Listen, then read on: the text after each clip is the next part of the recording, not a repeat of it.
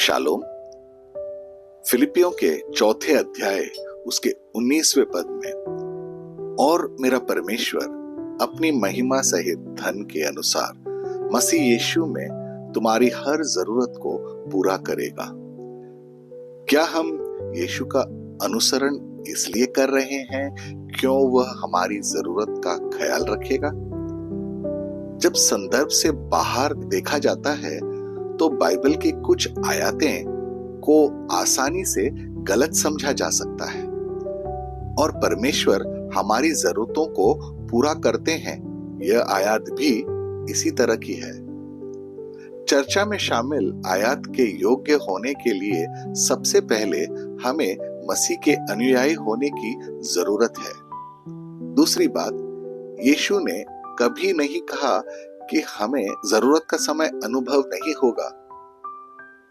पौलुस ने अक्सर परेशानी, धन की कमी, भूख और उत्पीड़न को सहन किया। मसीह में सही होने से हमें वह सीख मिलती है जो पौलुस ने फिलिपियों के चौथे अध्याय उसके 12वें आयत में कहा है। मैं दीन होने भी जानता हूं और बढ़ना भी जानता हूं। हर एक बात और सब दशाओं में तृप्त होना, भूखा रहना और बढ़ना घटना सीखा है। परमेश्वर कहते हैं वह आपकी सभी जरूरतों को पूरा करेंगे। वह निश्चित रूप से आपकी जरूरतों का ख्याल रखेंगे। तो फिर लोगों की जरूरतें क्यों होती है? हम बहुत से लोगों को देखते हैं जिनमें मसीह लोग भी शामिल हैं, जिनकी बहुत जरूरतें होती हैं। उनकी जरूरतें क्यों पूरी नहीं हो रही हैं?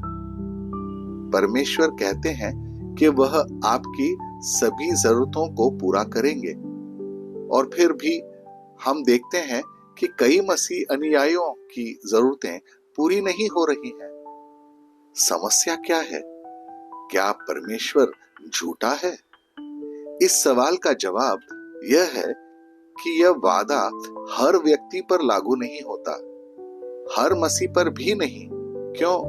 हर वादे के साथ एक आधार होता है। परमेश्वर कहते हैं बिना शर्तों के ये नहीं होगा, मतलब इसमें शर्तें हैं। बहुत से लोग आयत 19 के वादे को पाना चाहते हैं और 14 से 18 आयतों के आधार को टालते हुए इसे अपने जीवन में लागू करना चाहते हैं। लेकिन आप आयत 19 का दावा तब नहीं कर सकते जब तक कि आप आयत 18 में बताई गई बातों को नहीं करेंगे। फिलिपियों के चौथे अध्याय उसके 14 और 19 पद तक यह कहता है, तो भी तुमने भला किया कि मेरे क्लेश में मेरे सहभागी हुए। और यह फिलिपियों में आप भी जानते हो कि सुसमाचार प्रचार के आरंभ में जब मैंने मकदूनिया से कूच किया, तब तुम्हें छोड़ और किसी मंडली ने लेने देने के विषय में मेरी सहायता नहीं की। इसी प्रकार जब मैं थिस्सलुनीक में था, तब भी तुमने मेरी घटी पूरी करने के लिए एक बार का भी वरन 2 बार कुछ भेजा था। यह नहीं कि मैं दान चाहता हूं, और परंतु मैं ऐसा जो फल चाहता हूं जो तुम्हारे लाभ के लिए बढ़ता जाए। मेरे पास सब कुछ है, वरन बहुतायत से भी है। जो वस्तुएं तुमने एफ्रोदाइतुस के हाथ से भेजी थी, उन्हें पाकर मैं तृप्त हो गया हूं। वह तो सुगंध और ग्रहण करने के योग्य बलिदान है जो परमेश्वर को भाते हैं। और इसीलिए आइए अब हम इस संदर्भ की इस आयत को पढ़ें। और मेरा परमेश्वर भी अपने उस धन के अनुसार जो महिमा सहित मसीह यीशु में है, तुम्हारी हर घटी को पूरा करेगा। और वही परमेश्वर जो मेरा ध्यान रखता है अपनी महिमामयी संपत्ति से जो हमें मसीह यीशु में दी गई है, तुम्हारी सभी आवश्यकताओं को पूरा करेगा। हम देखते हैं कि पौलुस फिलिपियों को उनके बलिदान के लिए धन्यवाद देता है और उन्हें आश्वस्त करता है कि क्योंकि उन्होंने बलिदान रूपी दान दिया है, इसीलिए परमेश्वर उनकी जरूरतों को ख्याल रखे। हम स्पष्ट रूप से देख सकते हैं कि पौलुस का रहस्य यह जानना था कि परमेश्वर भरोसेमंद है। हम कह सकते हैं, परमेश्वर मेरी सभी जरूरतों को पूरा करेंगे। जब हम उस पर भरोसा करते हैं कि वह हमारी कमी को पूरा करेंगे, कभी कभी हमें मुश्किल समय में डटे रहने की ताकत की जरूरत होती है। देखें, हम फिलिपियों 4 के 11 से लेकर 13 पद में क्या लिखा है। यह नहीं कि मैं अपनी घटी के कारण यह कहता हूं, क्योंकि मैंने यह सीखा है कि जिस दशा में मैं हूं उसी में संतोष करूं। मैं दीन होना भी जानता हूं और बढ़ना भी जानता हूं। हर एक बात और सब दशाओं में तृप्त होना, भूखा रहना और बढ़ना घटना सीखा है। मसीह जो मुझे सामर्थ्य देता है, उसमें मैं सब कुछ कर सकता हूं। राजा दाऊद भी हमेशा अपनी शक्ति के लिए परमेश्वर पर निर्भर थे। हम यहाँ एक ऐसा उदाहरण देखते हैं, राजा शाऊल को संदेह था कि वह फिलिस्ती गोलियत के सामने कैसे टिक पाएगा। पहले शमूएल का 17 अध्याय उसका 37वां पद। फिर दाऊद ने कहा, यहोवा जिसने मुझे सिंह और भालू दोनों के पंजे से बचाया है, वह मुझे उस फिलिस्ती हाथ से भी बचाएगा। शाऊल ने दाऊद से कहा, जा, यहोवा तेरे साथ रहे। सवाल यह है कि तुम यीशु का अनुसरण क्यों करते हो? दो चीजें हैं जिनके पीछे हम मनुष्य भागते हैं, जरूरतें और इच्छाएं।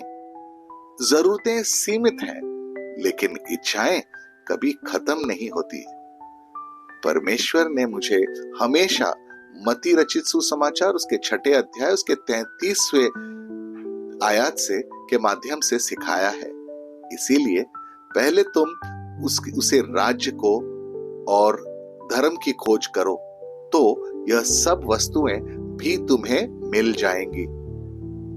और उसके बाद वह आयत जिससे हमने शुरुआत की थी, फिलिपियों का 4 और उसका 19, और मेरा परमेश्वर मसीह यीशु में अपनी महिमामयी संपत्ति के अनुसार तुम्हारी हर जरूरत को पूरा करेगा। ये दोनों को इसलिए जोड़ा क्योंकि हम ये जान सके परमेश्वर अपने धन के अनुसार हमारी जरूरतों को पूरा करेगा।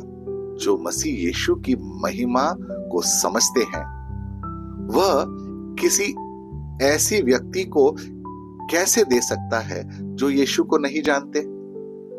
और वास्तव में जो मसीह में है, उन्हें परेशान होने की जरूरत नहीं है, क्योंकि हम अपनी जरूरतों के लिए मांगते हैं और उसकी देखभाल की जाएगी। परमेश्वर ने प्रकृति में एक व्यवस्था रखी है। जब आप देते हैं तो आप पाते हैं। उदाहरण के लिए, एक फलदार पेड़, जितना अधिक हम उसकी देखभाल करेंगे, उतना ही अधिक पेड़ बेहतर फल देगा। आज हम अपनी जरूरतों को पूरा करने के लिए परमेश्वर पिता पर कितना भरोसा करेंगे? या हम सांसारिक दर्शन के साथ चल रहे हैं? स्वयं सहायता सर्वोत्तम सहायता। आइए प्रार्थना करें। प्रेमी और दयालु स्वर्गीय पिता, आप यहोवा यीरे हैं, मेरे परमेश्वर जो मेरा प्रावधान करते हैं। आप मेरे चरवाह हैं और मुझे कभी कोई कमी नहीं होगी। मैं आज सुबह आपके सिंहासन के सामने आता हूं और आपसे आपके वचन को मेरे दिल में काम करने के लिए कहता हूं।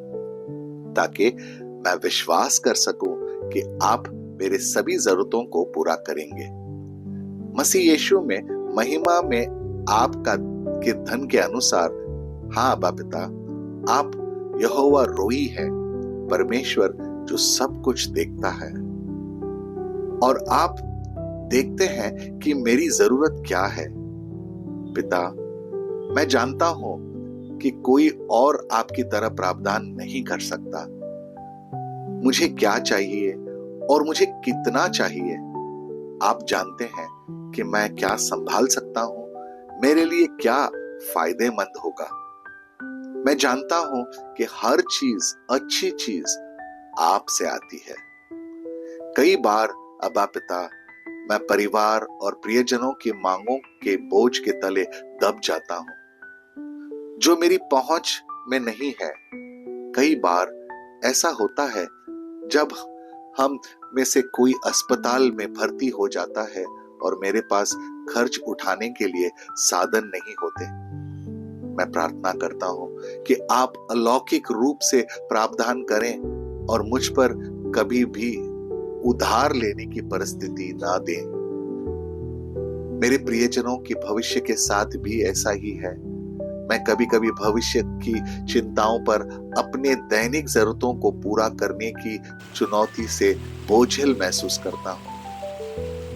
आपका वचन मुझे आश्वस्त करता है, इसीलिए यह कहते हुए चिंता न करो कि हम क्या खाएंगे, क्या पिएंगे या क्या पहनेंगे, क्योंकि अन्य जाति ये सब वस्तुओं की खोज में रहते हैं और तुम्हारा स्वर्गीय पिता जानता है कि तुम्हें इनकी जरूरत है। परंतु पहले परमेश्वर के राज्य और उसकी धार्मिकता की खोज करें और यह सब वस्तुएं तुम्हें दे दी जाएंगी। आपका वचन मुझे यह भी बताता है कि मेरे पास कुछ नहीं है क्योंकि मैं मांगता नहीं हूं। अब्बा पिता, मैं यह समझता हूं मुझे बस आप ही से मांगना है। मैं स्वीकार करता हूं कि मैं अक्सर अपने प्रयासों पर बहुत अधिक निर्भर रहता हूं, अपनी सारी आवश्यकताओं को अपने शक्ति से पूरा करने का प्रयास करता हूं। इसके बजाय मैं एक बच्चे जैसा विश्वास उत्पन्न करो। इस ज्ञान में अस्वस्थ रहो कि आप समझते हैं और मेरी सभी आवश्यकताओं को पूरा करोगे। जैसे कि आपने हमेशा वादा किया है कि आपके पास मुझे समृद्ध करने की योजनाएं हैं, ना कि मुझे नुकसान पहुंचाने की, एक उज्जवल भविष्य देने की। मैं आपके वचन पर विश्वास करता हूं और उस पर प्रतीक्षा करता हूं, क्योंकि यह आपका आश्वासन है कि आप मुझे कभी छोड़ेंगे नहीं और मुझे कभी त्यागेंगे नहीं। इस विश्वास के साथ अपने यीशु के शक्तिशाली और अनमोल नाम में यह प्रार्थना करता हूं। आपका धन्यवाद, क्योंकि आपने मेरी इस प्रार्थना को पहले से ही सुन लिया और उसका उत्तर भी दे दिया। आमीन और आमीन। अपने दिन की शुरुआत प्रभु यीशु से करें। सब्सक्राइब कीजिए, नोटिफिकेशंस ऑन रखिए और ये दैनिक भक्ति आपको रोज मिलेगी। धन्यवाद।